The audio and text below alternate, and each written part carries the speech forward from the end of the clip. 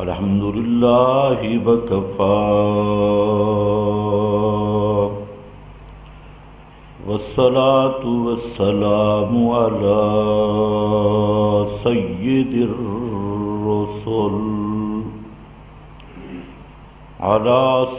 الرسل وخاتم الأنبياء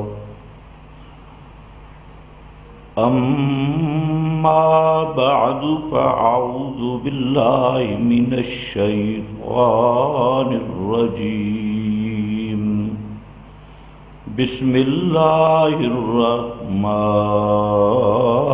الرحيم وكلا وعد الله الحسنى واللہ بما تعملون خبیر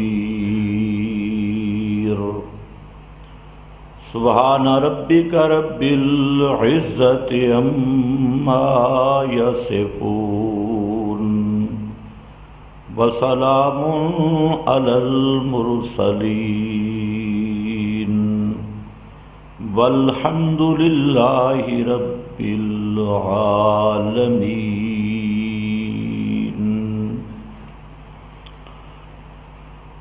انتہائی قابل قدر بزرگوں اور بھائیوں، گزشتہ بیان میں آپ حضرات کے سامنے سیدنا حضرت امیر معاویہ رضی اللہ تعالی عنہ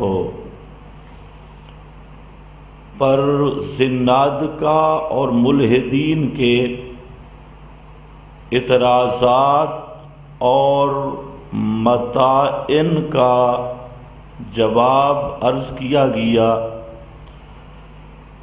اور اس ضمن میں 7 قانون مذکور ہوئے۔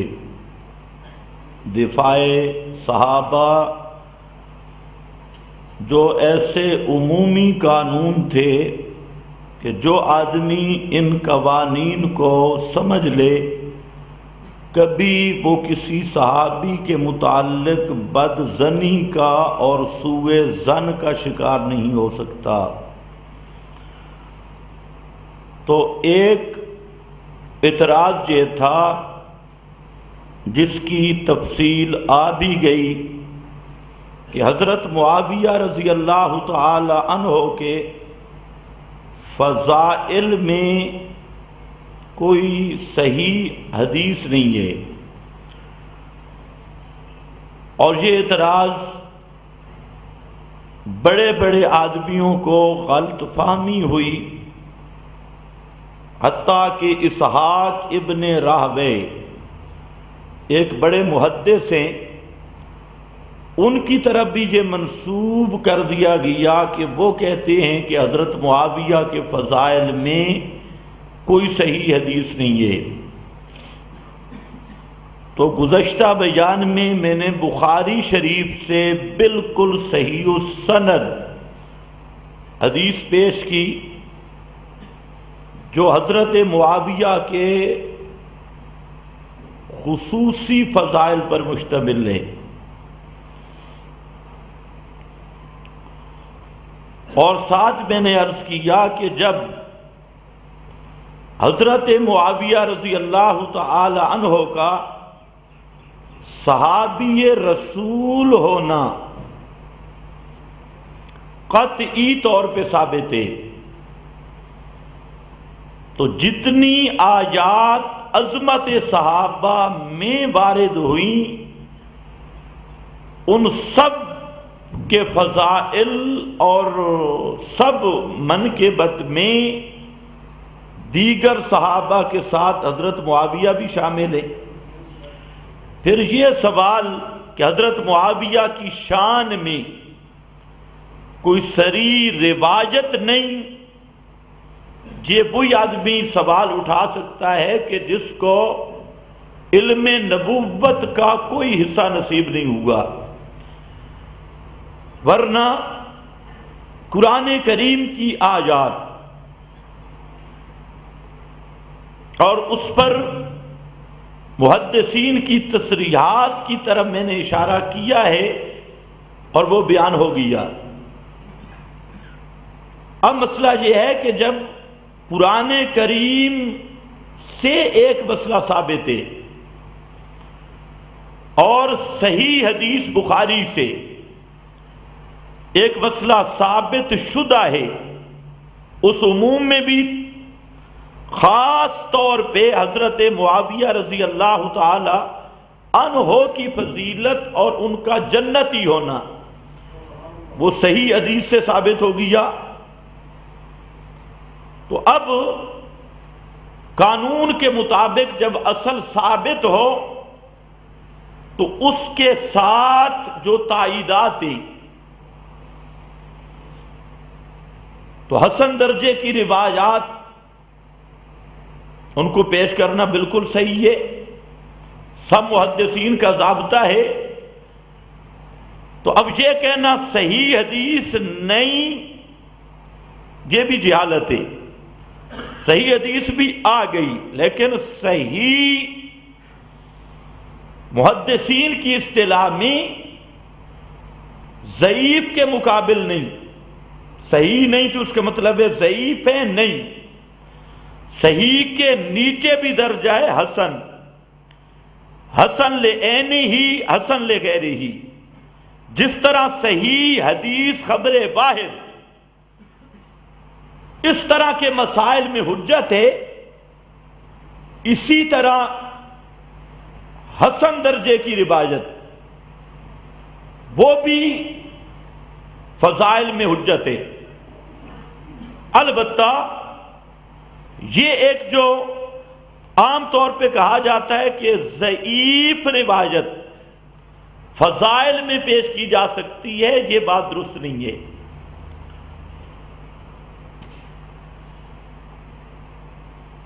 فضائل میں پیش کرنا ضعیف روایتوں کا، اس بحث سے دھوکہ لگا صوفیوں کو۔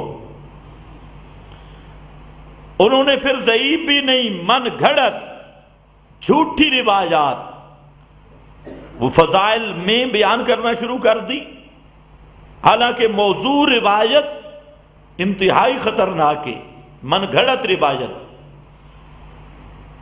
بہت زیادہ خطرناک۔ تو اب جو ان پڑھ قسم کے لوگ تھے، جہالت کی فیکٹریاں، انہوں نے کسی سے سن لیا کہ فضائل میں ضعیف روایتیں چل سکتی ہیں، انہوں نے پھر شروع کر دیا، روایت سے بھی ایک قدم آگے رکھا، ایسی ایسی باتیں جس پر ضعیف روایات بھی نہیں۔ اب یہ جو فضائل بیان کیے جاتے ہیں کہ آدمی چلے کے لیے جب روانہ ہو، جیسے روزے کے لیے یا شب جمعہ کو روانہ ہو، تو ایک نماز کا ثواب 49 کروڑ کو پہنچ جاتا ہے۔ ماشاءاللہ۔ اب ان سے کوئی پوچھے بھئی یہ سے روزہ کہاں سے نکلا؟ فضائل تو بعد بھی ہوں گے، چلہ یہ کہاں سے نکلا؟ ایک مولوی صاحب کہتے ہیں چلہ ثابت ہے، اور وہ حضرت موسیٰ علیہ السلام نے 40 لیلۃ 40 راتیں گزاری تھی، اس سے معلوم ہوتا ہے چلہ ثابت ہو گیا۔ اور ساتھ ایک اور چیز بھی ثابت ہو گئی، ہے ذرا سخت بات، چلہ بھی ثابت ہو گیا اور یہودیت بھی ثابت ہو گئی۔ اب اس کا نام ہے تحریف، مصداق بدل دینا۔ کہاں تمہارا یہ معروف چلہ اور کہاں حضرت موسیٰ علیہ السلام کا کوہ طور پہ جانا؟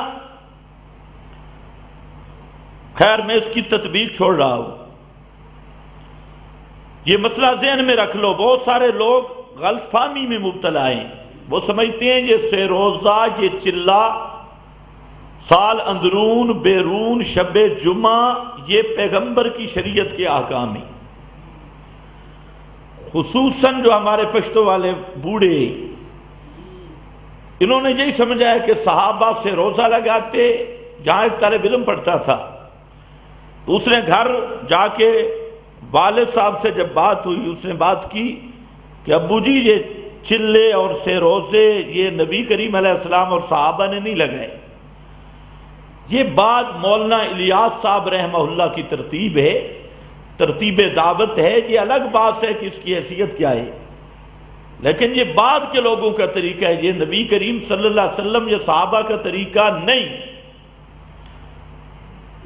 تو اس نے موٹی سی گالی نکالی اور کہا خبردار تو گمراہ ہو گئی ہے، تجھے گھر سے نکال دوں گا۔ سارے صحابہ چلا لگاتے تھے، سے روزے لگاتے تھے، اور اگر یہ بیان کرو تو کافی بلڈ پریشر بھی تیز ہو جاتا ہے۔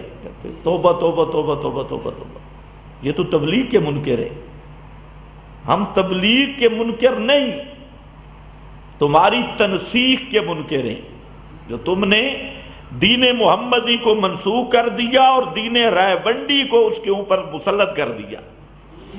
یہ تنسیخ ہم نہیں مانتے، تبلیغ برحق ہے لیکن تنسیخ ٹھیک نہیں ہے۔ پیغمبر کریم کے دین کو بدل دینا اور ایک نیا دین مسلط کرنا، اس کے ہم نہیں قائل، دین محمدی کے قائل ہیں۔ اس دین میں نہ کوئی ملا تنسیخ کا حقدار ہے، نہ تحریف کا، نہ تبدیل کا۔ جہاں تبدیل، تحریف، تنسیخ ملا کی طرف سے ہوگی یا کسی دھڑے کی طرف سے ہوگی تو ہم اس کو نہیں مانتے۔ باقی جو پیغمبر نے جس دین کی تبلیغ کی، وہ تبلیغ تو اپنے درجے میں فرض ہے۔ خیر، چلے سے روزے، شب جمعہ، یہ پیغمبر کی ترتیب نہیں، صحابہ کی ترتیب نہیں۔ وہاں جو تشکیل ہوتی تھی، تشکیل، اب جتنی وہ اصطلاحات ہیں نا، انہوں نے اپنے ادھر آلو مٹروں پہ فٹ کر دیے۔ وہاں تشکیل ہوا کرتی تھی اور پیغمبر کی دعوت اور تشکیل تھی القتال فی سبیل اللہ۔ وہاں یہ 100 منکے والی تسبیح نہیں نکلتی تھی صحابہ کے بیگ سے، یا 1000 منکے کی تسبیح، ان کے بیگوں سے تلوار، تیر برآمد ہوتے تھے، اسلحہ تھا۔ چلو خیر، تو انہوں نے جھوٹ کا جھوٹ، 49 کروڑ کا ثواب، اس پر ضعیف روایت بھی کوئی نہیں، جھوٹ بنا دیا۔ حضرت صدیق اکبر کے پاس 500 احادیث تھی اور انہوں نے ان کو جلا ڈالا۔ ھذا بہتان عظیم، یہ بہت بڑا بہتان ہے۔ اب آپ خود اندازہ کریں کہ جو روایات صدیق اکبر کے پاس تھی، جن کے راوی خود ابو بکر صدیق ہے، صداقت کا بادشاہ، ان سے زیادہ سچی روایت کون سی ہو سکتی؟ جن روایات کا راوی ابو بکر صدیق ہو، ان سے زیادہ اقوی سند والی روایت وہ کہاں سے ملے گی؟ دنیا میں نہیں مل سکتی۔ اور جن روایات کا راوی ابو بکر صدیق رضی اللہ تعالی عنہ ہو، اگر وہ روایتیں جلا دی گئیں تو پھر کسی راوی کی کوئی روایت قابل اعتماد نہیں، تو پھر تو صراحتاً انکار حدیث ہے۔ اور پرویز بے ایمان کی تائید۔ اور مزے کی بات، ادھر کہتے ہیں صدیق اکبر نے مجموعہ حدیث کا جلا دیا، اور ادھر خود ضعیف حدیثیں اٹھا کے قرآن کا مقابلہ کرتی ہے. دو طرفہ تماشا. تو یہ علم نہیں پھیلا رہے، یہ جہالت کی فیکٹری ہیں، جہالت پھیلائی جا رہی ہے، جہالت کی ظلمت. آدم کی توبہ قبول نہیں ہوتی تھی، عرش پہ لکھا لا الہ الا اللہ محمد رسول اللہ، دیکھا یا اللہ اسی کا واسطہ وسیلہ میری توبہ قبول کر لے. اب جو یہ مکذوبہ من گھڑت موضوع روایات پڑھے گا وہ توحید کی طرف آئے گا، وہ اس دین کی طرف آئے گا جو محمد مصطفیٰ نے دعوت دی. فَادْعُوا اللَّهَ مُخْلِصِينَ لَهُ الدِّينَ، کبھی نہیں آئے گا. وہ آدم اسی سے لے لیا آگے انہوں نے. آدم نے نبی کریم علیہ السلام کا وسیلہ پیش کیا، اور ان کے بڑے بھائی کہتے ہیں 5 تن پاک کا وسیلہ پیش کیا. لی خمستن اطفی بہا الحر الوبا والحاتمہ المصطفیٰ والمرتضیٰ وابناہما والفاطمہ. یہاں پر بھی الف لام لگا دیا. خیر، اسی سے لیے انہوں نے کہا کہ آدم نے 5 تن کا وسیلہ پیش کیا تھا، 5 تن کا. مقبول حسین دہلوی کی کتاب ترجمہ مقبول حاشیہ دیکھیں، اس نے اپنے سب سے نقل کیا کہ آدم کی توبہ قبول نہیں ہوتی تھی تو آدم نے 5 تن پاک کے نام دیکھے، ان کا وسیلہ پیش کیا، تب توبہ قبول ہوئی. آگے پھر 5 تن پاک کا وسیلہ اگلے لوگوں نے آگے ترقی کی. انہوں نے کہا کہ پھر تمام اولیاء اللہ کا وسیلہ، واسطے وسیلے پہ کتابیں شروع ہو گئی. فلانے کا واسطہ، فلانے کا واسطہ، فلانے کا واسطہ. اور پھر جب اگلے آئے، اگلی سکیم چلی، تو انہوں نے ماشاءاللہ لسوڑی شاہ کا واسطہ، گھمکول کا واسطہ، نام بھی انسانوں والا نہیں، گھمکول کا واسطہ، بشکوال کا واسطہ، کھوتے شاہ کا واسطہ، فلانے کا واسطہ، واسطے واسطے واسطے. میرے پاس ایک رسالہ ہے، پتہ نہیں کتنے واسطوں کے بعد کہتا ہے یا اللہ فلانے دا واسطہ تے فلانے کا واسطہ، فلانے کا واسطہ، فلانے کا واسطہ، اللہ دتے کا واسطہ، فلانے کا واسطہ، فلانے کا واسطہ، آگے جاتا ہے اللہ تک. اب یہ روایتیں پڑھ کر کوئی خدا کی توحید کی طرف نہیں آئے گا. اس لیے میں نے کہا دین محمدی کچھ اور ہے. دین محمدی میں یہ ہے وَلِلَّهِ الْأَسْمَاءُ الْحُسْنَى. عجیب بات ہے، الحسنہ اس میں تفضیل ہے، اور اللہ نے فرمایا کہ لام اختصاص کا ہے کہ اللہ ہی کے نام سب سے خوبصورت، سب تو سونے، سب سے خوبصورت. آگے آیا فافسیہ اذا کان الامر کذالک، جب اللہ کے ناموں جیسا خوبصورت نام کسی کا نہیں، پھر اگر وسیلہ ناموں کا پیش کرنا ہے نا فادعوہ بہا، تو پھر اللہ کے ناموں کا وسیلہ پیش کرو. یا تو کہو کہ اللہ کے ناموں سے کوئی اور بھی اچھا نام ہے، اور بھی کوئی خوبصورت نام ہے.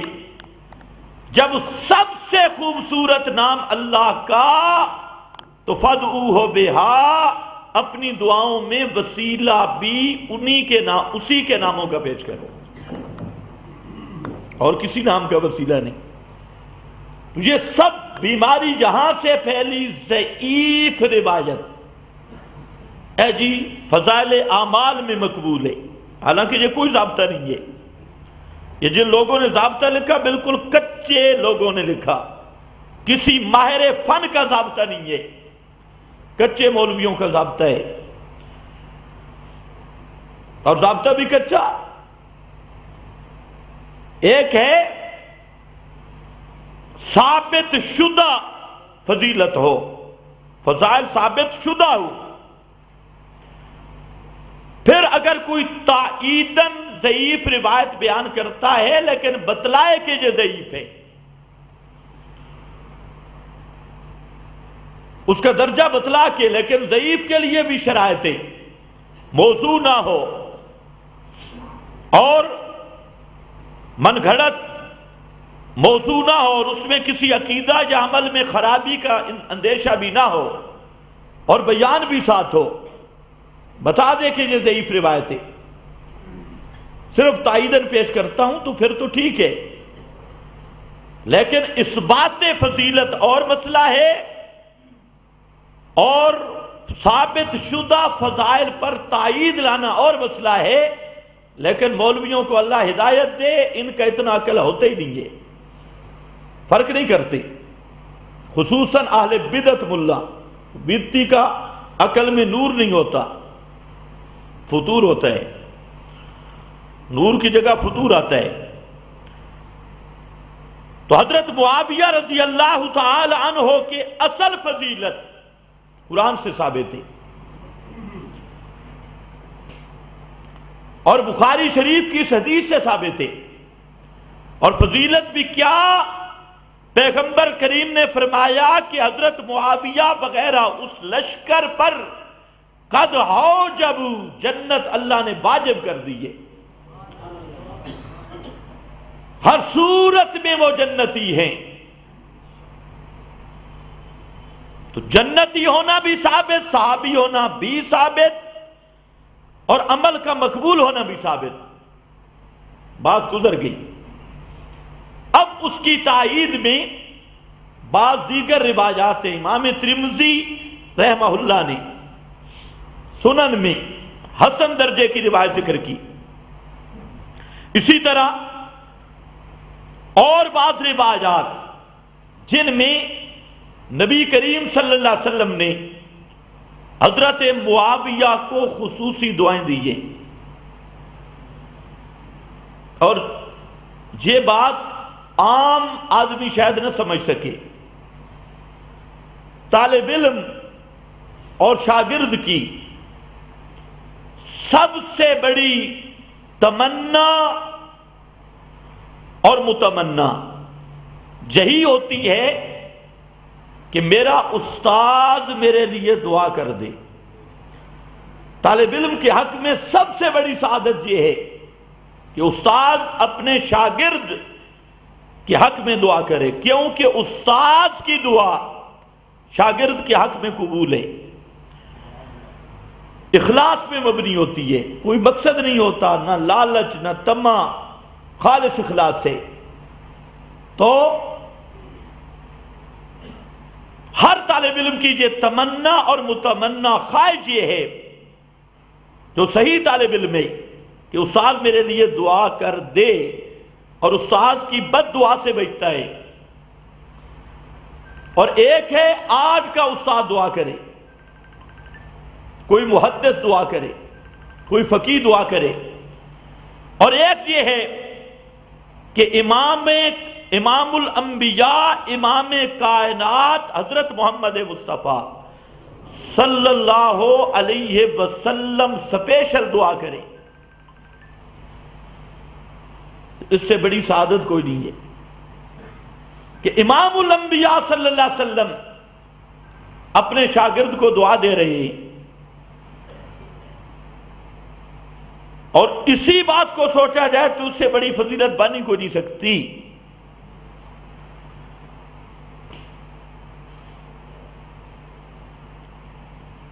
پیر دعا کرتا ہے، اس کو لالچ ہوتا ہے، وہ جب دعا کرتا ہے تو جیب کی طرف بھی دیکھتا ہے۔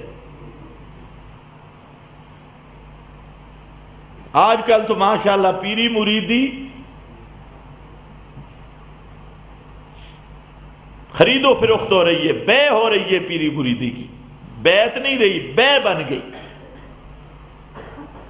پیر دعوت دیتے آؤ میری بیعت کر لو۔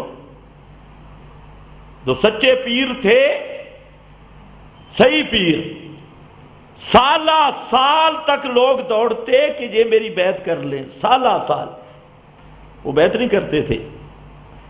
اور آج کل اعلان ہوتا ہے حضرت پیر طریقت، رہبان شریعت، پیکر شیطنت، حضرت پیر اقدس فلاں تشریف لا رہے ہیں، اور بیان کے بعد بیعت بھی فرمائیں گے۔ اور بیعت بھی کیسے، کوئی پتہ نہیں اندر کون آ رہا ہے مریدوں میں، رسی باندھی ہوئی ہے، رسی کو ہاتھ لگا رہے ہیں، بیعت ہو رہی ہے۔ ہر عجیب دور آیا، پیری مریدی بیچی جا رہی ہے، دینی تاجر۔ لیکن محمد مصطفیٰ صلی اللہ علیہ وسلم، کائنات کا امام، جب دعا دیتا ہے تو وہ دعا براہ راست عرش کی طرف رخ کرتی ہے۔ ایک وہ ہیں حضرت عبداللہ ابن عباس رضی اللہ تعالیٰ عنہ، چھوٹے بچے نبی کریم صلی اللہ علیہ وسلم کے ساتھ رہے، رات کا وقت ہے، تو حضرت عبداللہ ابن عباس نے لوٹا پانی کا لیا، نبی کریم علیہ السلام کو پیش کیا، تو اللہ کے محبوب نے دعا کی، اللہم علمہ التعبیر، علمہ الکتاب۔ اللہ حضرت عبداللہ ابن عباس کو قرآن کا مفسر بنا دے، قرآن کی تعویل اور تفسیر عطا کر دے۔ بڑی عجیب دعا ہے، بس پیغمبر کریم نے دعا دی، کروڑوں مفسر گزر گئے، لیکن ابن عباس کی ریس نہیں ہے۔ نبی کریم صلی اللہ علیہ وسلم کی دعا قبول ہوئی، اور اللہ نے حضرت عبداللہ ابن عباس کو وہ مقام عطا کیا تفسیر قرآن میں، تعویل قرآن میں،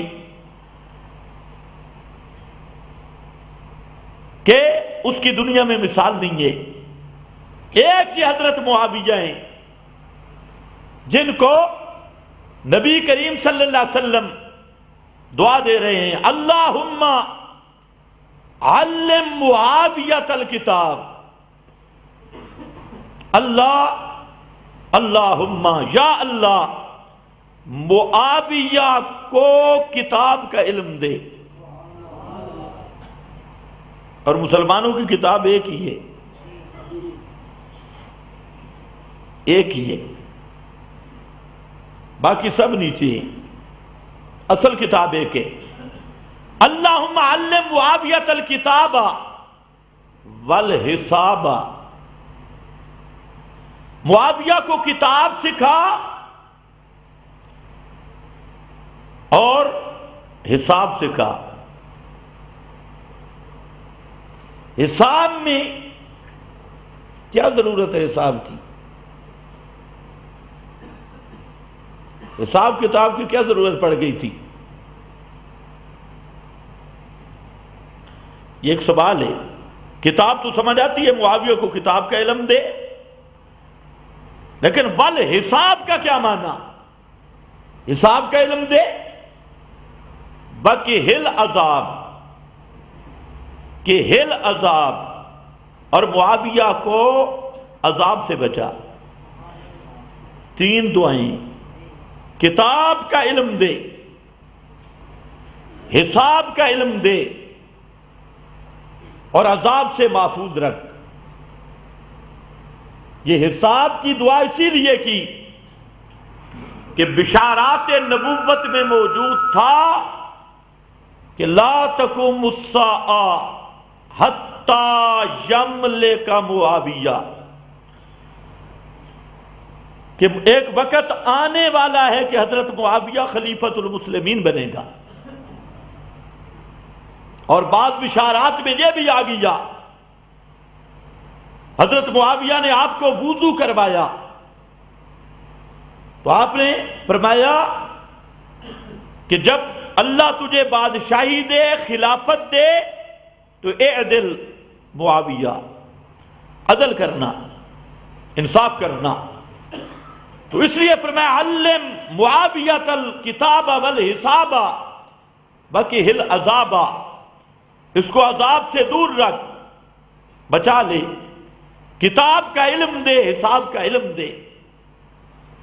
اور اسی طرح ایک اور وَاجْعَلْهُ هَادِيًا مَهْدِيًا وَاهْدِ بِهِ، جہاں پر بھی تین ہیں۔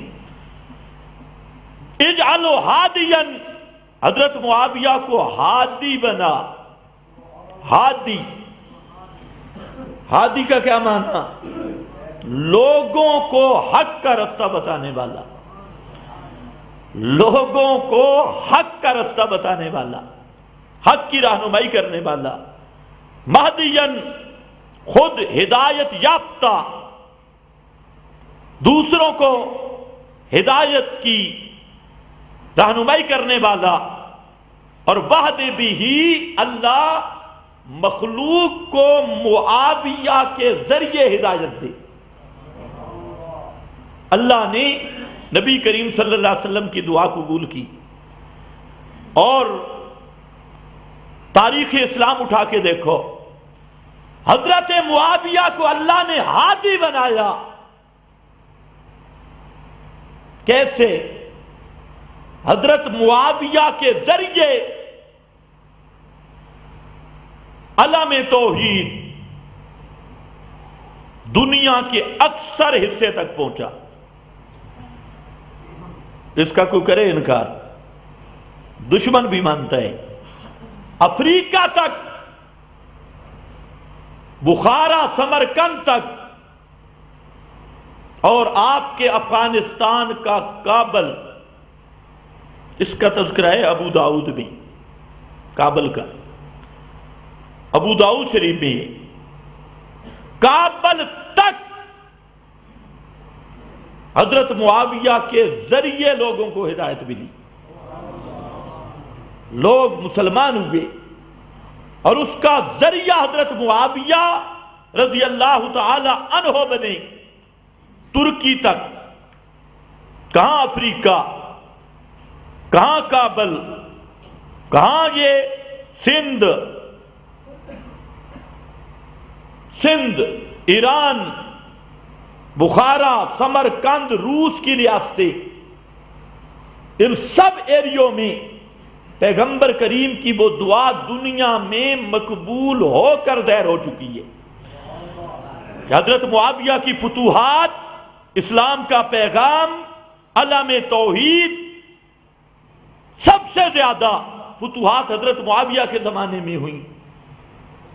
تو پھر ماننا پڑے گا، اب تو سندوں سے بات نکل چکی ہے، اب تو سندیں پیچھے رہ گئی، وہ دعائیں جو آپ نے کی تھی وہ آنکھوں سے نظر آ رہی ہے۔ اور خصوصاً برے صغیر کے لوگ جو حضرت معاویہ کو بھونکتے ہیں، یہ نمک حرام ہے۔ اگر حضرت معاویہ نہ ہوتے، یہ آج ہندوؤں کے مندروں میں یہ قوم ملتی۔ آج حضرت معاویہ کو بھونکنا آسان ہے، لیکن حضرت معاویہ رضی اللہ تعالی عنہ کی وہ خدمات ہیں جن کی خدمات کی بدولت پیغام توحید برے صغیر پہنچائے۔ اس لیے برے صغیر کا کوئی آدمی، پاک و ہند کا کوئی آدمی حضرت معاویہ پہ تبرہ کرتا ہے تو وہ جیسے بلد الحرام ہے، اسی طرح نمک حرام بھی ہے۔ اس کو چاہیے کہ اگر حضرت معاویہ کو بھونکنا ہے تو برے صغیر میں اسلام کا ذریعہ حضرت معاویہ ہیں۔ افغانستان، افریقہ، روس، ان ایریوں میں ذریعہ حضرت معاویہ ہیں، تو ان کو کہو پھر رام رام کرنا شروع کرو، کیونکہ اسلام حضرت معاویہ کے ذریعے آیا ہے۔ ایک بہت بڑا مبلغ ہے، اور کہلواتا بھی دیوبندی ہے۔ اس نے ایک اور اعتراض کیا حضرت معاویہ پر، بس میں اس کو جہاں ختم کرتا ہوں، کہتے ہیں فضائل معاویہ میں کوئی حدیث نہیں۔ اب ایک اور اعتراض، کہتے ہیں کہ بنو امیہ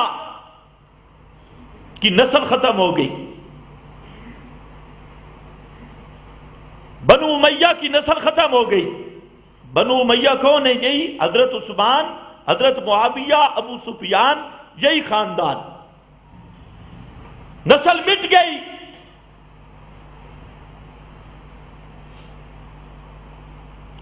تو آج کان کھول کے سنو، یہاں اہل حق کا گروہ، اس میں کوئی شک نہیں ہے کہ وہ اکابرین دیوبندے، یہ آج والے للہڑ دیوبندی نہیں، اکابرین دیوبند۔ ان موجودہ للڑوں اور رضاخانیوں میں کوئی فرق نہیں، ایک جیسے بے ایمان ہیں۔ جیسے وہ اہل بدعت، اسی طرح یہ اہل بدعت، جس طرح وہ پکے مشرک، یہ اسی طرح گھٹے مشرک، کوئی فرق نہیں ہے۔ بات میں کر رہا ہوں اکابرین، اکابرین علماء دیوبند۔ اب ذرا خیال کرنا، دیوبند کا پہلا شاگرد، اس کا نام ہے شیخ الہند۔ آگے جتنی تحریکیں چلی، ابتدا اور بنیاد شیخ الہند محمود الحسن رحمت اللہ تعالی علیہ، سب تحریکوں کا باپ وہ ہیں حضرت شیخ الہند۔ یہ الگ بات ہے کہ ان کی تحریک جہاد تھی، اور اب تحریک شیخ الہند کے نام پہ جمہورے آ گئے۔ ان کی تحریک جہاد تھی، اس میں کوئی شک نہیں۔ مالٹا کی جیل میں رہے، ساری زندگی کبھی جیلوں میں کبھی ریلوں میں گزر گئی۔ 80 سال کی عمر میں رہا ہوئے، 80 سال کی عمر میں ساری زندگی جہاد میں گزاری، اور آج جناب سارے کھانے پینے والے ان کے نام پہ اکٹھے ہو گئے، یہ ووٹوں کے ذریعے اسلام لائیں گے۔ اب تو خود بھی باروں بار لاہور، اب باہر سے کوشش کر رہے ہیں اندر آنے کی۔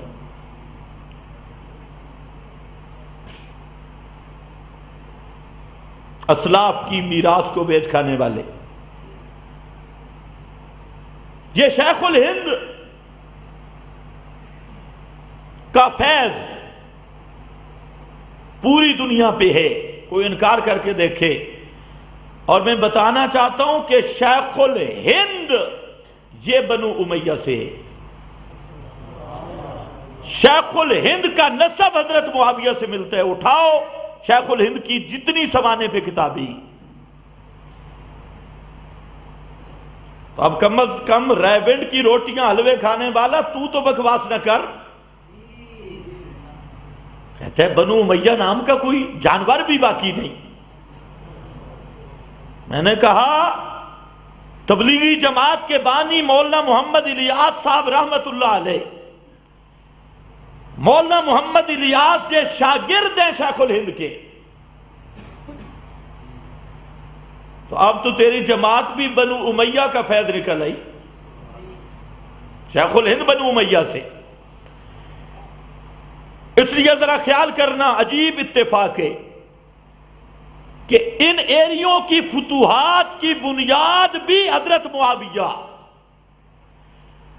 اور ان ایریوں میں تحریک توحید، جہاد اور دین کے دفاع اور دین کی اشاعت کا ذریعہ بھی شیخ الہند جو نسباً حضرت معاویہ کے خاندان سے۔ تو کس طرح انکار کرے گا؟ تو یہ دیوبند کا سارا فیض ہے، اب کوئی اگر دیوبندی کہلوا کر حضرت معاویہ پہ طعن و تشنیع کرے تو اس کا نسب ہی ثابت نہیں ہوگا، وہ غیر ثابت النسب ہے، روحانی نسب۔ اور یہ بات حقیقت ہے، جو کسی صحابی پہ تبرہ کرتا ہے تو اس کا نسب جسمانی بھی ثابت نہیں ہوتا، ہاں وہ کبھی حلالی بیٹا نہیں ہو سکتا۔ صحابہ پہ تبرہ وہی کرتا ہے جو پیبر نطفہ حرام کا ہو، یہ صحیح بات ہے۔ حلال کا خون کبھی ایسا نمک حرام نہیں ہوتا۔ خیر، اور اعتراض سنو۔ اس اعتراض میں بعض روایات لوگوں نے پیش کی۔ خاندان بنو امیہ اور اسی طرح حضرت معاویہ کے خلاف یار لوگوں نے روایات گھڑ لی، اور یہ بات صحیح ہے کہ اگر جھوٹی روایات، مکذوبہ روایات، ان کو ختم کر دیا جائے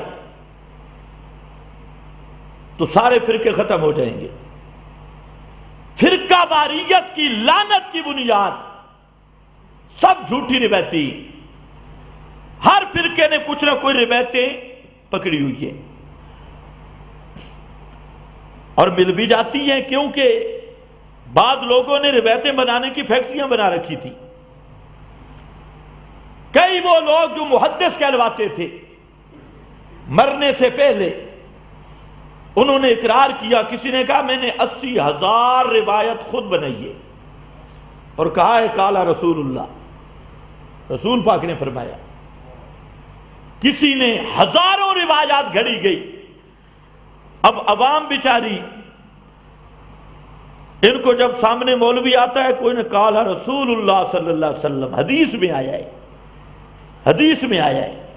اسی لیے یحییٰ ابن معین ضابطہ بڑا اچھی طرح گزر گیا، محدث عظیم، فرماتے ہیں روایات کی اصل فرق قسمتی آرزوہا علی کتاب اللہ، صحیح سند، کھری سند، آرزوہا علی کتاب اللہ، قرآن پہ پیش کرو۔ جس نے وہ قانون سمجھ لیا اس کے لیے آسان ہے۔ تو اس لیے یاد رکھنا ایک اصولی بات، سب محدثین نے لکھا، موضوعات کبیر دیکھیں، المنار المنیف دیکھیں، سب محدثین نے لکھا کہ ہر وہ روایت جو خاندان بنو امیہ کو بدنام کرنے کے لیے اس کے خلاف گھڑی گئی، فہو موضوع مردود، وہ بالکل من گھڑت اور مردود روایت ہے، اس کی کوئی حقیقت نہیں ہے۔ اس کی وجہ، اگر بنو امیہ کے ساتھ پیغمبر کا بغض ہوتا تو حضرت عثمان کو 2 بیٹیاں کے بعد دیگرے نکاح میں دیتے۔ اور یہ بات بھی ذہن میں رکھے، رسول اللہ صلی اللہ علیہ وسلم کے زمانے میں جو عہدے تقسیم ہوئے اس میں سب سے زیادہ بنو امیہ ہے۔ آپ نے جو عہدے دیے بنو امیہ کو دیے، حضرت معاویہ کو دیا، ابو سفیان کو دیا، یزید ابن ابی سفیان کو دیا، حضرت معاویہ کے چچا کو، اور خاندان بنو ہاشم کہ بعض لوگوں نے آپ سے زکوٰۃ وصول کرنے کا عہدہ طلب بھی کیا تو آپ نے انکار کیا، فرمایا نہیں، سارے عہدے بنو امیہ کو دیے۔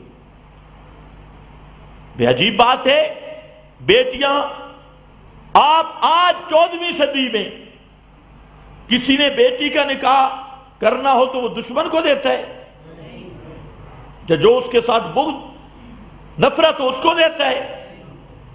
اگر آج کا آدمی داماد پسندیدہ تلاش کرتا ہے تو محمد مصطفیٰ صلی اللہ علیہ وسلم کے بارے میں کہنا کہ انہوں نے نالائق داماد کا انتخاب کیا معاذ اللہ، یا غلط داماد کا انتخاب کیا، اور وہ بھی 2 یکے بعد دیگرے دے کر فرمایا اگر میری 40 بیٹی بھی ہوتی اور ان پہ موت آتی رہتی تو سب کا یکے بعد دیگرے حضرت عثمان سے نکاح کرتا۔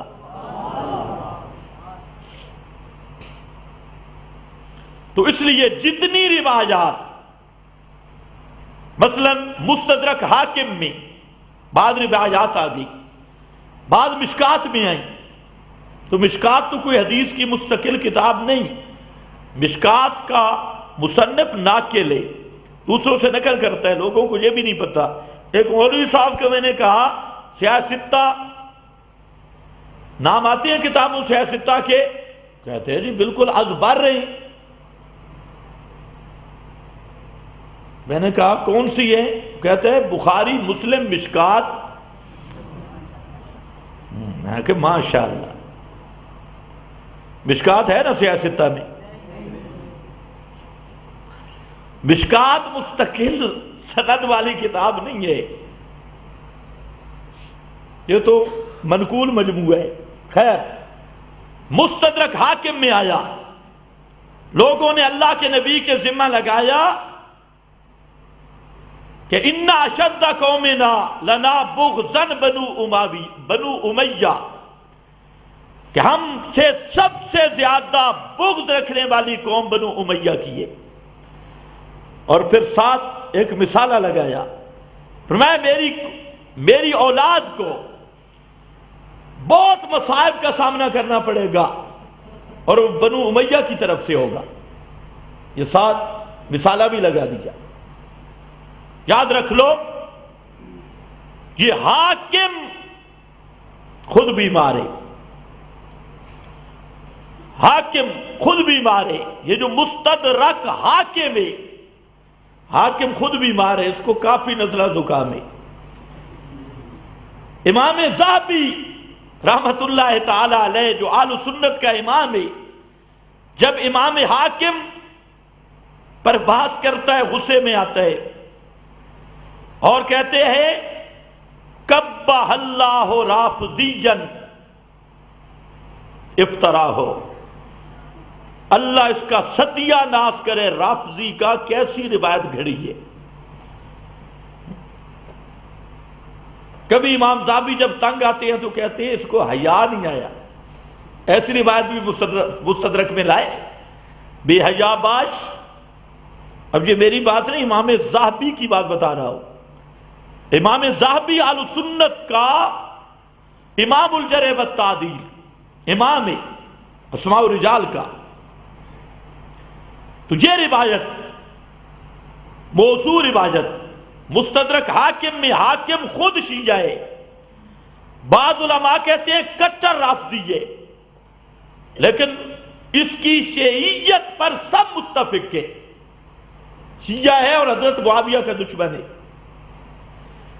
یہ منبر پر جب بیٹھتا تو حضرت معاویہ کو گالیاں دیتا، تو نوجوان کٹھے ہوئے، انہوں نے حاکم کی خوب مرمت کی، پٹائی کی، مارا کہ بڑھیا حضرت معاویہ کو بک بک۔ خیر بہت اس کی پٹائی ہوئی، آ گیا خطیب زبردست تھا، اور لوگ خطیبوں کو تو بہرحال برداشت کرتے ہیں چاہے جو بھی ہو۔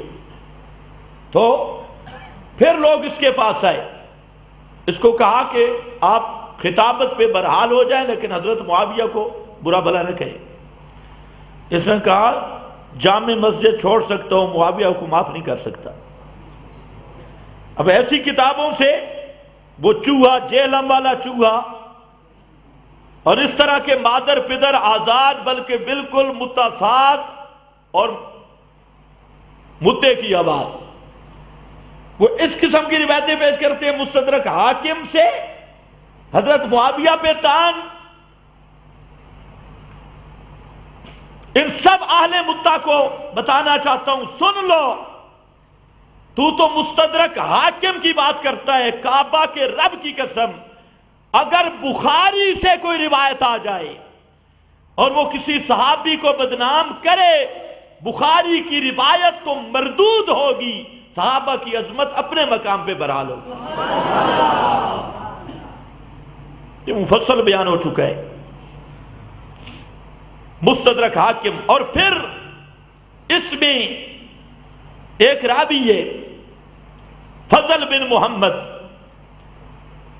جس کو المیزان میں لکھا کذاب، بہت بڑا کذاب، جھوٹا رافضی شیطان، یہ روایت گپ پہ جھوٹ ہے۔ اسی طرح ایک اور کتاب ہے، اس میں کانا ابغض الاحیاء الی رسول اللہ، سب سے زیادہ مبغوض، ناپسندیدہ رسول اللہ صلی اللہ علیہ وسلم کو قبیلوں میں سے بنو امیہ کا قبیلہ تھا۔ اب یہ روایتیں جب عوام سنتی ہے کہتی ہے اچھا پھر تو خیر نہیں۔ یاد رکھو نرا بکواس ہے، رسول اللہ صلی اللہ علیہ وسلم کے نام پر بہتان ہے، جھوٹ ہے، کوئی روایت نہیں ایسی۔ پھر بعض لوگوں نے اور روایتیں گھڑی، ان سب کا پوسٹ مارٹم ہے، اور گھڑی کہ حضرت معاویہ رضی اللہ تعالیٰ عنہ کے متعلق نبی کریم صلی اللہ علیہ وسلم نے فرمایا اذا رأیتم معاویہ علی منبری فاقتلوہ، جب معاویہ کو میرے منبر پر دیکھو تو اسے قتل کر دو۔ اب یہ کسی ایسے بے حیا کذاب نے روایت گھڑی، مادر پدر آزاد نے، نری جھوٹ کا پلندہ۔ امام بخاری تاریخ صغیر میں اس روایت پہ تبصرہ کرتے ہوئے فرماتے ہیں ھذا مدخول، ھذا مدخول، اور اس کا بیان کرنے والا مدخول بہی ہے۔ کوئی انسان کا بچہ بیان نہیں کر سکتا۔ ھذا مدخول، یہ مدخول ہے، مدخول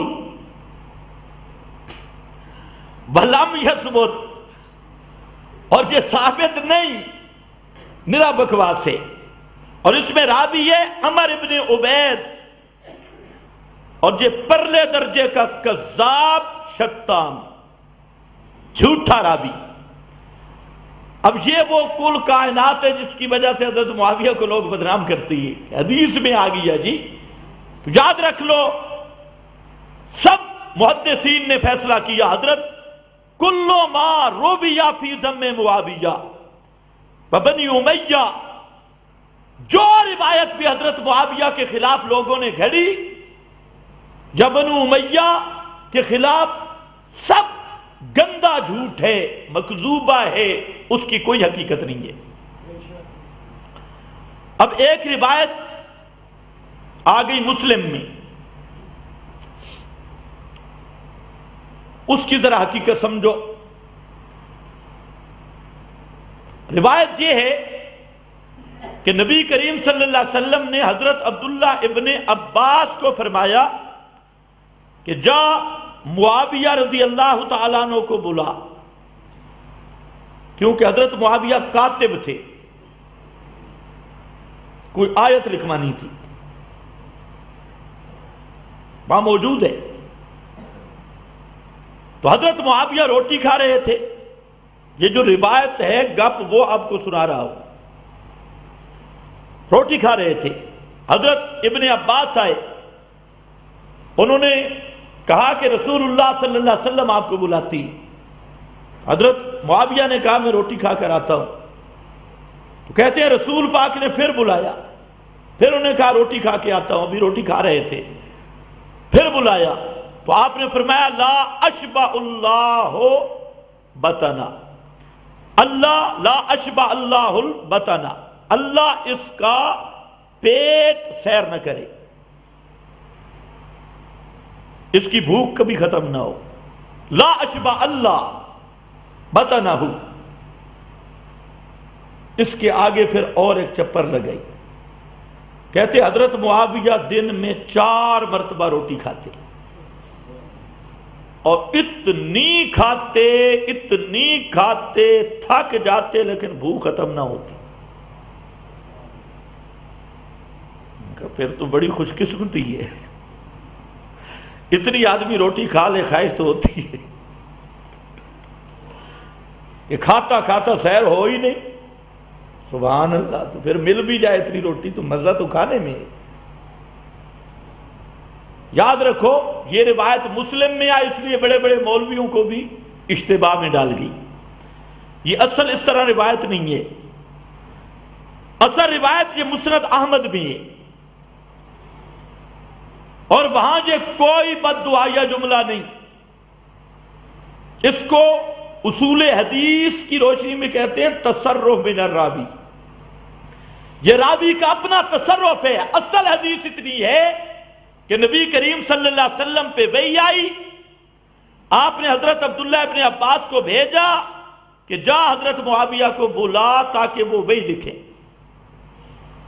حضرت عبداللہ ابن عباس آئے، حضرت معاویہ کو بلایا. بس اتنی اصل روایت ہے. یہ جو اگلا ٹکڑا ہے کہ 3 دفعہ آئے، حضرت معاویہ روٹی کھاتے رہے. اب خود اللہ نے عقل بھی دی ہے نا، سوچ بھی دی ہے.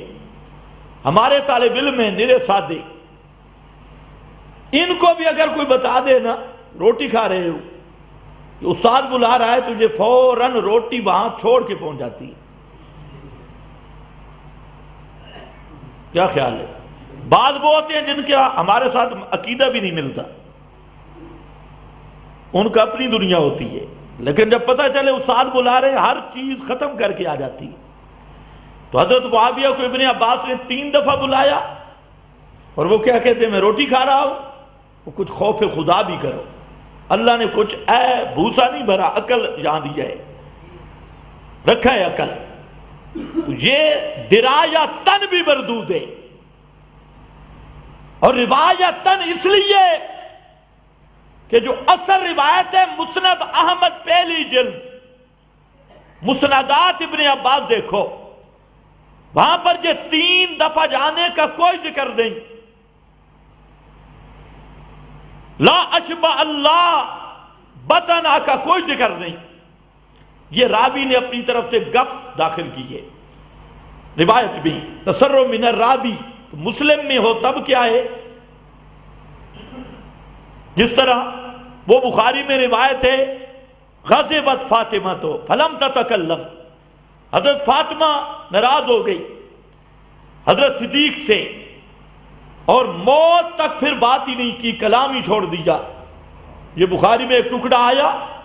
اب کوئی پوچھے کہ کس نے بتایا حضرت فاطمہ ناراض ہو گئی تھی؟ حضرت فاطمہ خود کہتی ہے نہیں، کوئی صحابی کہتا ہے نہیں. اب وہ بھی زہری کے نیچے بھی شاگردوں میں سے ایک شاگرد ساتھ گپ داخل کر رہا ہے، باقی کسی سند میں غزوت فاطمہ نہیں. زہری سے بھی نیچے کا شاگرد اس نے اپنی طرف سے لکھ دیا حضرت فاطمہ ناراض ہو گئی تھی. اب کوئی کہے بخاری میں ہے تو بخاری میں ہو، بات تو زہری کے شاگرد کی ہے، اور زہری کے شاگرد کو بھی غلط فہمی ہوئی، اس نے اپنا استنباط ساتھ ملا دیا. تو یہاں پر بھی راویوں نے اپنی طرف سے ایک جملہ بنا ڈالا. حالانکہ امام مسلم رحمت اللہ علیہ یہاں پر بھی دفاع کیا، ان تک روایت پہنچی ایسے. جب ان تک یہ روایت پہنچی تو انہوں نے فوراً وہ روایت ساتھ ذکر کی کہ نبی کریم صلی اللہ علیہ وسلم نے فرمایا انما انا بشر، یا اللہ میں بشر ہوں، مجھے بھی غصہ آ جاتا ہے. تو اگر کہ میں کسی مسلمان کے خلاف دعا کروں تو میری اس دعا کو اس کے حق میں دعا بنا دے. کسی مسلم کے خلاف میرے منہ سے کوئی جملہ نکلے تو اس کے حق میں وہ دعا کر دے، خیر بنا دے اس کے لیے. امام مسلم نے پوری دفاع کیا، لیکن اصل بات یہ ہے کہ مسند احمد میں یہ بات ہی کوئی نہیں لا اشبع اللہ والی. تو جب بات ہی نہیں، سر نہیں تو درد کہاں. اور اس کی دوسری دلیل امام بخاری نے تاریخ کبیر میں صحیح سند سے ثابت کیا، لکھا کہ نبی کریم صلی اللہ علیہ وسلم اور حضرت معاویہ ایک سواری پہ سوار تھے، ردف النبی. کتنی خوش قسمتی ہے کہ ایک سواری پہ اللہ کے محبوب اور حضرت معاویہ سوار تھے اور کوئی آدمی ساتھ نہیں تھا. معلوم ہوتا ہے کہ حضرت معاویہ صاحب و سر رسول اللہ، نبی کریم صلی اللہ علیہ وسلم کو ایسے اوقات بھی تھے کہ حضرت معاویہ کے ساتھ تنہائی فرماتے تھے، اور جو تنہائی، یہ صاحب و سر رسول اللہ، اللہ کے نبی کا رازدان معاویہ ہے رضی اللہ تعالیٰ عنہ. دو آدمی ہیں اور کوئی بھی نہیں. اور حضرت معاویہ، جب آدمی سواری پہ بیٹھے نا، آپ تو موٹر سائیکل پہ کٹھے بیٹھتے ہیں، تو وہاں موٹر سائیکل نہیں تھے، خچر، گھوڑا، گدھا، یہ سواری تھی. تو حضرت معاویہ کا بطن، یہ جگہ نبی کریم صلی اللہ علیہ وسلم کی پیٹھ مبارک کے ساتھ لگی. آج حاجی بیچارہ جاتا ہے وہاں پر اور ان پتھروں کو دیکھنا سعادت سمجھتا ہے جن پہ نبی کریم علیہ السلام کی نظر پڑی تھی. انہی پتھروں کو ہی دیکھ سکتا ہے. غار حرا پہ تو ماشاء اللہ پاکستانیوں کا ایسا رش ہوتا ہے اور ایسی بے حیائی کا مظاہرہ کرتے ہیں، زنانیاں بھی اندر، مرد بھی اندر، اور ایسا رش، دھکا، پیلی، تو سارے وہاں پر اس ذوق سے. لیکن کیا مقام ہے حضرت معاویہ کا کہ نبی کریم صلی اللہ علیہ وسلم کے وجود کے ساتھ حضرت معاویہ کا وجود لگے، ملا ہے. آپ صلی اللہ علیہ وسلم نے فرمایا کہ معاویہ ما جلینی من کا، آپ کے وجود کا پتہ ہے کون سا حصہ میرے وجود کے ساتھ ٹچ ہو رہا ہے، لگا ہوا ہے. تو حضرت معاویہ نے عرض کی، قال بطنی، اب ذرا سمجھنا، میرا پیٹ. حضرت نبی کریم علیہ السلام نے فرمایا اللہم املاہ علما و حکما، اللہ معاویہ کے پیٹ کو بھر دے علم و حکمت سے. تو لا اشبہ کدھر گیا؟ املاہ، پیغمبر کریم دعا کر رہے ہیں کہ اللہ معاویہ کے بطن کو علم و حکمت سے پر کر دے، بھر دے. یہ بھی اس کی واضح دلیل ہے کہ وہ راوی نے گپ لگائی ہے.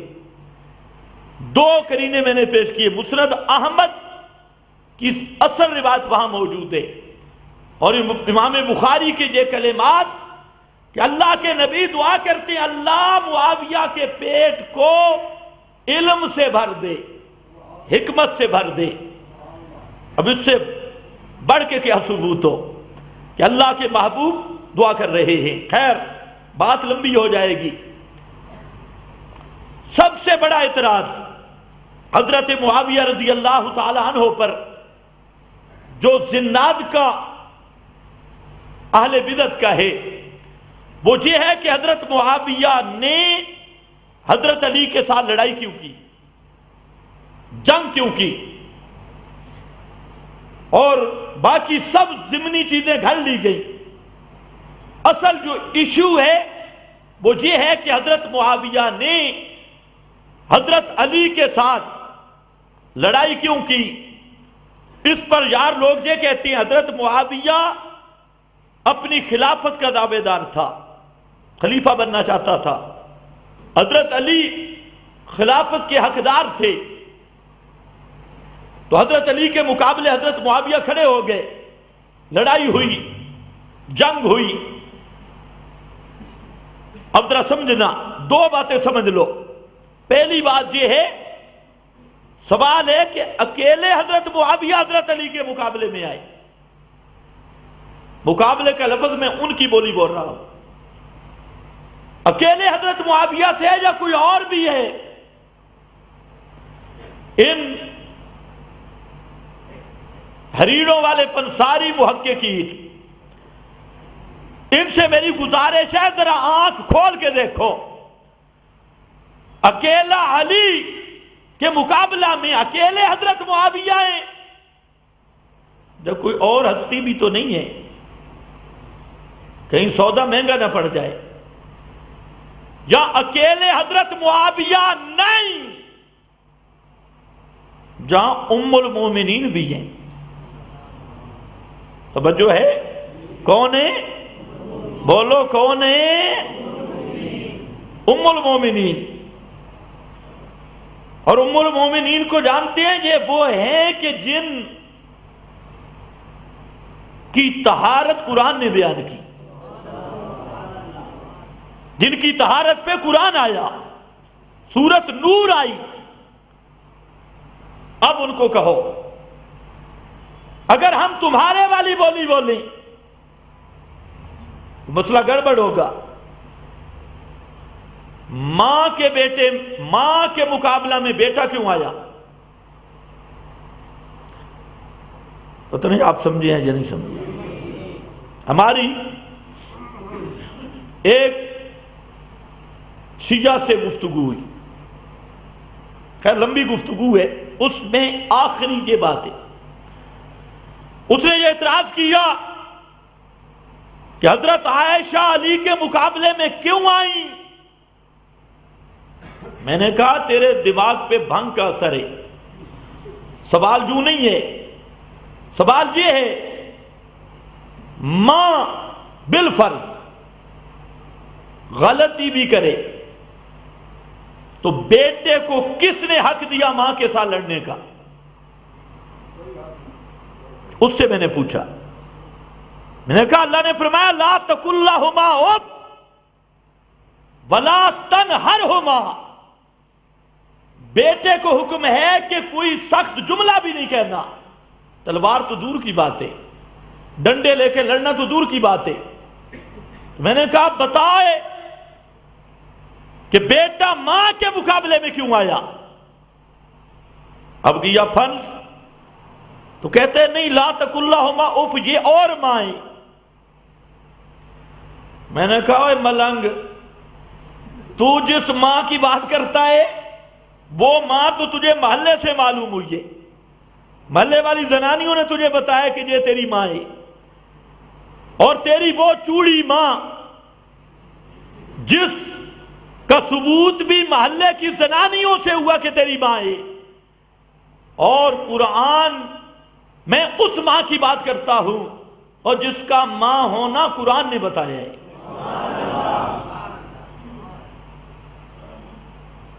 اس ماں کے قدموں پہ ساری دنیا کی مائیں قربان۔ تو میں نے اسے کہا تیری چوڑی ماں کا یہ مقام ہے لا تقل لہما اف، کہ سارے مومنہ دی ماں، اس نال ڈنڈے نال لڑنا جائز ہے، تلوار اٹھانی جائز ہے، تلواریں لے کے آنا میدان مقابلہ میں۔ تو خدا کی قسم وہ جو مناظر تھا نا شیعوں کا، جب یہ بات سنی، جو کچھ اس کا وہاں پڑا تھا پڑا رہ گیا، ایسے بھاگا درمیان میں سے کہ ہم نے سمجھا پاگل ہو گئی ہے، درمیان سے بھاگ گیا، اٹھ گیا پوری مجلس سے۔ تو پہلو سوال کے دو ہیں، لیکن ہمارا مجبوری یہ ہے کہ حضرت علی کی محبت بھی ہمارا ایمان ہے۔ ہم اس لیے ہماری مجبوری ہے، ہم سب صحابہ ہمارے دل میں پیار اور محبت ہے صحبت نبوی کی، ہم دیکھتے ہیں کہ ان کو نسبت نبوی صحبت والی موجود ہے، اس لیے حضرت علی ہوں، ان کی محبت بھی ہمارے ایمان، حضرت معاویہ ہوں تب بھی، لیکن تھوڑا سا ہم نے گیئر بدلا تو کام گڑبڑ بہت ہوگا۔ اس لیے ملنگوں اور ملنگوں کے ان وکیلوں کو کہو اپنے مقام پہ رہو۔ حضرت عائشہ صدیقہ آئیں اس مقام پر، یہ جو دیوبندیوں کا مفتی رفیع ہے، اللہ اس کو بھی ہدایت دے، یہاں اس نے بھی ایک بہت بڑا جھوٹ لکھا اور جھوٹ پہ پھر اڑ گیا۔ بار بار اس کو بتلایا گیا. اس نے اب اسی جھوٹ کو لیا، یہ پنڈی کے اس ابو جال قریشی نے، اور اس پہ حاشیہ لگایا. اور مزے کی بات یہ ہے، یہ حنیف قریشی، ابو جال قریشی بیچارہ پڑا ہوا اتنا ہے، علم کا زور ہے، کہتے ہیں حدیث حوب. ماشاءاللہ بروزن حوض. اور اس گدھے کو بتاؤ یہ حوب نہیں، یہ ہو اب ہے، بروزن کوکب. ہو اب ہے، ہوب نہیں. ہوب شکر ہے ہوب نہیں بنا دیا. یہ محقق علی الاطلاق رضا خانیوں کا یہ اعتراض کرتے ہیں حضرت معاویہ پہ اور حضرت عائشہ پہ. کہتے ہیں حضرت عائشہ غلطی پہ تھی،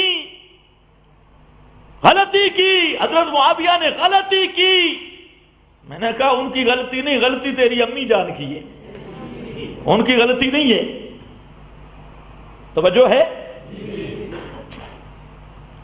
خیر، تو حضرت معاویہ اکیلے نہیں، حضرت عائشہ صدیقہ ہیں، حضرت زبیر ہیں.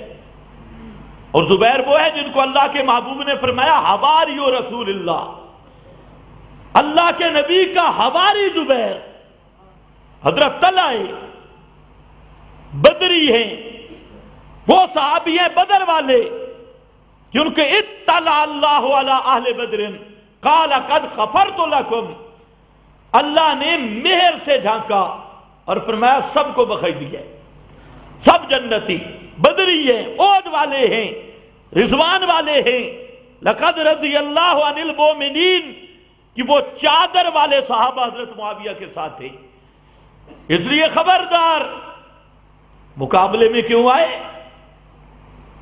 کام بڑا مہنگا پڑے گا. میں نے کہا ذرا یہ دیکھ اکیلے معاویہ ہیں تو چلو ہم سوچ لیتی، اور اگر معاویہ اکیلے نہیں، معاویہ کے ساتھ حدیبیہ اور بدر کے مجاہدین نے، ام المومنین نے، تو پھر ذرا غور کر. زبان کو حرکت دینے سے پہلے سوچنا ہوگا. ایک بات. دوسری بات، پوری تحدی اور چیلنج سے کہتا ہوں کہ حضرت معاویہ نے حضرت علی سے اختلاف خلافت پہ نہیں کیا. یہ غلط بیانی کرتے ہیں کہ حضرت معاویہ خلیفہ بننا چاہتے تھے. یہ اختلاف خلافت کا اختلاف نہیں تھا، یہ اختلاف تھا دم عثمان کا، حضرت عثمان کے خون کے بدلے کا. حضرت معاویہ یہ وارث عثمان ہے، اور خود قرآن کریم نے یہ حق دیا من قتل مظلوما. اللہ نے فرمایا جو مظلوم قتل ہو، من قتل مظلوما، جو مظلوم قتل ہو، فقد جعلنا لولیہ سلطانا، ہم نے اس مظلوم کے وارث کے لیے حق رکھا ہے، حق رکھا ہے کہ وہ خون کا مطالبہ کرے. یہ قرآن ہے، سلطانہ. اور اللہ نے فرمایا کہ ہم نے حق لیا، حق رکھا اس کا. یہ سورہ بنی اسرائیل ہے، آیت نمبر 33. من قتل مظلوما جعلنا لولیہ سلطانا. اس بنیاد پر حضرت عبداللہ ابن عباس کہتی کہ یہ آیت جب میں نے دیکھی نا تو میں نے کہا آگے اللہ نے فرمایا انہو کان منصورا، تو کہتے ہیں مجھے سمجھ آگے کہ حضرت معاویہ کامیاب ہو جائیں گے. اللہ نے فرمایا جو ولی مظلوم مقتول کے حق کے لیے کھڑا ہوتا ہے تو اللہ اس کی نصرت کرے گا. انہو کان منصورا. اب یہاں پر ایک بات سمجھ لیجیے، وقت بالکل ختم ہے. حکم جو مشہور ہے تحکیم کا معاملہ، یہاں پر ان مورخین اور بالخصوص مودودی انہوں نے بالکل جھوٹ لکھا. وہ جو حضرت علی معاویہ کی تحکیم فیصلہ ہوا تھا حکم مقرر کرنے کا، انہوں نے کہا جی فلانے نے فراڈ کیا، فلانے جو خود فراڈی ہے، صحابہ کو بھی فراڈی سمجھتی، اپنے اوپر قیاس کرتی۔ حالانکہ وہاں حضرت معاویہ کے لشکر نے اور حضرت معاویہ نے قرآن اوپر اٹھایا اور فرمایا کہ یہ قرآن تمہارے ہمارے درمیان فیصلے۔ اب ذرا توجہ کرنی ہے، قرآن میں علی معاویہ کی خلافت کا کہیں بھی تذکرہ نہیں۔ اگر جھگڑا خلافت کا ہوتا تو قرآن کو حکم نہ بناتے، کیوں کہ حضرت علی یا معاویہ کے درمیان احق بالخلافت کون ہے؟ قرآن کریم میں ایک آیت بھی نہیں۔ پھر قرآن کیوں اٹھایا تھا؟ قرآن اٹھایا تھا کہ قرآن فیصلہ کرے گا قصاص کا، خون عثمان کا، قصاص کا مطالبہ، اور اسی آیت کی طرف اشارہ تھا من قتل مظلوما۔ حضرت معاویہ یہی کہنا چاہتے تھے کہ جب قرآن نے ہمیں ایک حق دیا ہے، ہم وارث ہیں حضرت عثمان کے، اور قرآن نے ہمیں حق دیا ہے ورثاء کو جعلنا لولیہ، ولی کو حق کے، تو حضرت علی کے سامنے یہی آیت رکھنا چاہتے تھے اور اسی آیت کو حکم بنایا گیا۔ ورنہ دنیا کا یہ کوئی متحقق اور متعارف بتائے کہ وہ کون سی آیت ہے جس میں یہ فیصلہ ہو کہ حضرت علی زیادہ حقدار ہے خلافت کا یا حضرت معاویہ؟ تو جو مسئلہ قرآن میں ہے ہی نہیں، اس مسئلہ کے لیے قرآن کو حکم کیسے بنایا؟ وہ مسئلہ قصاص کا تھا، اور یہی آیت تھی من قتل مظلوما والی، اس کی طرف اشارہ تھا۔ خیر، حضرت علی خود کہتے ہیں نہج البلاغہ اور اہل تشیع کی وہ کتاب، جیسے ہمارے ہاں بخاری، ان کے ہاں نہج البلاغہ، حضرت علی کے براہ راست فرمودات خط، حضرت علی فرماتے ہیں والظاہر، ظاہر بات ہے ان ربنا واحد، معاویہ اور ہمارا رب ایک ہے، ونبینا واحد، معاویہ ہمارا نبی ایک ہے، ودعوتنا فی الاسلام واحدۃ، اور اسلام میں جو دعوت ہے، کلمہ ہے، دعوت وہ بھی ہماری ایک ہے۔ کتنی چیزیں؟ رب ایک، جس کو معاویہ مشکل کشا مانتا ہے، میں علی بھی اسی کو مشکل کشا مانتا ہوں۔ اور علی علی کرنے والے کس کو مشکل کشا مانتے ہیں؟ ان کا اور علی کا مشکل کشا ایک نہیں۔ علی کا مشکل ان ربنا، ہمارا رب اور مشکل کشا ایک ہے، جس کو علی حاجتوں میں پکارتا تھا اسی کو معاویہ حاجتوں میں پکارتا تھا۔ علی کا مشکل کشا، معاویہ کا مشکل کشا ایک، نبی ایک، دعوت ایک، لا یستزیدوننا بالتصدیق بالایمان باللہ، فرمایا لا یستزیدوننا لا نستزیدونہم، کہ ہم، حضرت علی کہتے ہیں ہم حضرت معاویہ سے میرا ایمان زیادہ نہیں، مجھ سے حضرت معاویہ کا ایمان زیادہ نہیں، میرا ایمان معاویہ کا ایمان برابر۔ اور آگے مختلفنا الا فی دم عثمان، ہمارا صرف جو نزاع اور اختلاف ہوئے وہ حضرت عثمان کے خون کے معاملہ میں ہے کہ ان کے قاتلوں سے قصاص لیا جائے۔ وَنَحْنُ مِنْهُ بُرَاءٌ، اللہ کی قسم حضرت علی کہتے ہیں کہ ہم اس خون سے بری ہے، یعنی ہمارا اس میں کوئی ہاتھ نہیں ہے۔ تو اصل جھگڑا ہے قصاص عثمان میں۔ یار لوگوں نے اس کہانی کو بھی عجب بنا دیا، اور حضرت معاویہ کا اپنا فرمان موجود ہے، فرماتے ہیں کہ ہمارا جو اختلاف ہے حضرت علی کے ساتھ صرف اما الخلافہ فلسنا نطلبها، حضرت معاویہ کہتے ہیں جہاں تک خلافت کا مسئلہ ہے ہم خلافت کے دعوے دار بھی نہیں، تمنا کرنے والے بھی نہیں، ہمارا مطالبہ ہی نہیں ہے۔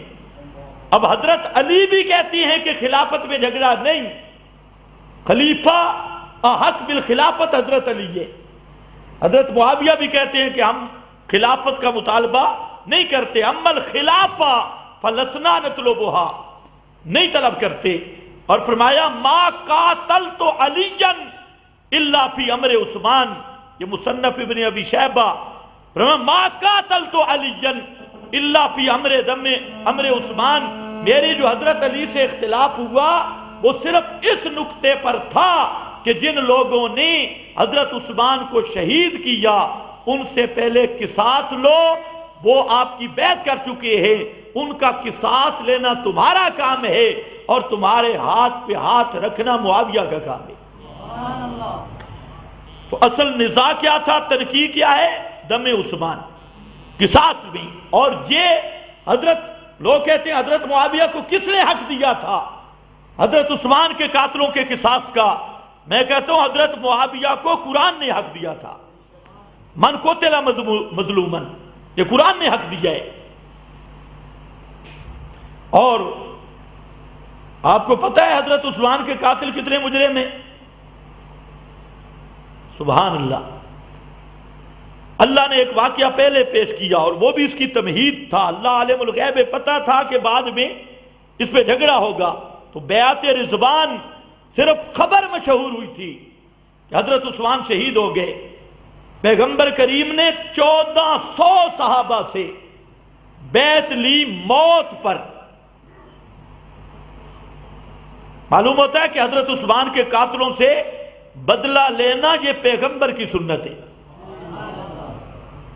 اور اللہ نے یہ واقعہ پہلے، حالانکہ حضرت عثمان شہید نہیں ہوئے تھے، اور اللہ کی حکمتوں میں یہ بات تھی کہ بعد میں جھگڑا بنے گا اور پیغمبر کریم کا بیعت کرنا، صحابہ کا بیعت کرنا، اور جد اللہ فوق ایدیہم، اوپر اللہ کی تائید کا آنا، اس بات کی دلیل ہے کہ حضرت عثمان کے قاتلوں سے قصاص لینا یہ معمولی مسئلہ نہیں ہے، یہ اہم الامور ہے اور اہم مسئلہ ہے. اور یہ بھی میرا ایمان ہے حضرت علی ضرور لیتے، لیکن حضرت علی کا اپنی اتحادی مجبوری تھی. وہ یہ چاہتے تھے حکومت مضبوط ہو، ان قاتلوں کو پکڑوں اور ان سے قصاص لوں. یہ نہیں ہے کہ حضرت علی منکر تھے، حضرت علی بھی اس معاملے کی نزاکت کو سمجھتے تھے. میرا پیر علی یہ بھی قرآن کے عالم تھے، بیعت رضوان ان کے سامنے تھی اور بیعت رضوان میں شریک تھے. اسی طریقہ سے حضرت عثمان کی عظمت سے حضرت عثمان کی عظمت سے حضرت علی واقف تھے. اسی لیے تو آخر تک اپنے دونوں شہزادوں حسن و حسین کو حضرت عثمان کا چوکیدار بنا دیا اور پہرے دار کے طور پہ، باڈی گارڈ کے طور پہ حضرت علی نے ان کو پیش کیا. اور دروازے کے پہرے دار حضرت عثمان کے حضرت حسن و حسین کو مقرر کیا گیا. تو حضرت علی رضی اللہ تعالی عنہ حضرت عثمان کے مناقب کو جانتے تھے، فضائل کو جانتے تھے اور ان کی اہمیت اور پیغمبر کریم کے ساتھ تعلق کو سمجھتے تھے. اس لیے حضرت علی بھی قصاص لینا چاہتے تھے، وہ حالات کی سازگاری کے طالب تھے. اور حضرت معاویہ رضی اللہ تعالیٰ عنہ وہ وارث تھے، اس لیے ان کی بات بھی اپنے مقام پہ حق تھی، ان کی بات بھی اپنے مقام پہ حق تھی. وقت ہو گئی ہے ختم. آئندہ جمعہ یہاں سے آگے شروع کروں گا. یہ اہم پوائنٹ پہ ہم پہنچائے اور اس کو ہم انشاءاللہ ثابت کریں گے. ہمارا دورہ تفسیر کل سے شروع ہو چکا ہے، اس لیے سب ساتھیوں سے گزارش ہے کہ قرآن کریم پڑھیں، خصوصاً جو نئے مباحث ہیں. پرانے تو اب بہت پکے کھرانڈ ہو گئے ہیں. ضرورت سب کو ہے، سب کو ضرورت ہے. اس لیے اپنے عزیز اقارب اردا گرد والے یہ طالب علم علماء یہ تو پڑھتی ہیں، لیکن عوام سے میری گزارش ہے کہ آپ بھی تشریف لائیں اور قرآن کریم سنیں، پڑھیں. مکمل دورہ تفسیر جہاں جواہر القرآن میں، وہاں تشریف لائیں. آپ کو روٹی شوٹی سب کچھ ہمارے ذمہ، روٹی خرچہ، روٹی کپڑا اور مکان وہ سارا ادھر ملے گا. تو آپ چلہ لگا لیں، چلے کی نیت کر لیں، ایک چلے کی. تو یہ چلہ ہے خالص پہلے نصاب اور پڑھتے ہیں، اب پیغمبر کا تبلیغی نصاب پڑھو، وہاں پر ہے بلغ ما انزل الیک من ربک، نبی کریم علیہ السلام کا تبلیغی نصاب ہم پڑھاتی ہیں، وہ آپ پڑھ لیں جو نرا سچ ہے۔ تو کیا خیال ہے کم از کم ترغیب دیں، اس میں شرکت کریں، کسی ایک ٹائم شرکت کر لیں تو دوسروں کو دعوت دیں تاکہ آپ کو ثواب ہو۔ اس لیے جو ملاقات کرنے والے کئی بزرگ آتی ہیں، اب 25 رمضان تک کوئی ملاقات نہیں، 25 رمضان کے بعد تو جس نے ملاقات کرنی ہو وہاں تشریف لے آئے، کہتے ہیں ہم زیارت کے لیے آئے، وہاں سبق بھی پڑھ لے، زیارت بھی کر لے، اس کی بہت مہربانی۔ اس لیے اب ہمارا پورا میدان شروع ہو گیا، 25 رمضان تک کوئی ملاقات نہیں اور کوئی کسی قسم کا وقت نہیں، نہ درس، نہ روٹی، نہ کھانا، نہ پینا۔ ہم آپ سے بالکل وہاں ملاقات ہو سکتی ہے، وہاں آئیں، درس میں بیٹھیں، درس سنیں، وہ انشاءاللہ ملاقات کامیاب ہوگی۔ تو اللہ آپ سب کو قرآن کے ساتھ تعلق نصیب فرمائے۔ وآخر دعوانا الحمدللہ۔